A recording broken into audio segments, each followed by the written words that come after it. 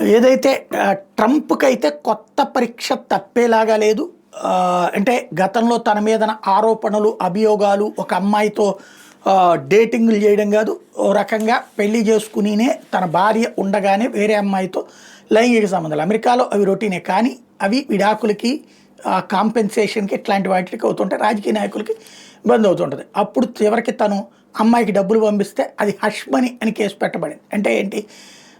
లెక్కల్లో చూపని డబ్బులు అన్నటువంటి కేసుతో తను చివరికి అరెస్ట్ అవ్వాల్సిన టైంలో దాన్ని ఏమంటారు, నిందితుడిగా రికార్డు చేసి దోషిగా తేల్చి పంపించినటువంటి సందర్భం ఉంది. మిగతా విచారణ ఎదుర్కోకముందే లోపు అధ్యక్షుడు అయ్యాడు కాబట్టి ఈ 4 ఏళ్ళు అతని మీద విచారణ జరగదు.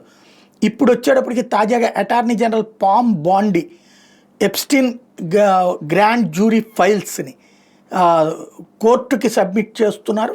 కోర్టు ఆ ఫైల్స్ని బయట ప్రపంచానికి ఇస్తే అందులో అమెరికా అధ్యక్షుడు ట్రంప్ కూడా ఆ ఫైల్స్లో ఉన్నాడు, ఇతని జాతకం కూడా ఉందన్నటువంటిదే ప్రస్తుత చర్చ.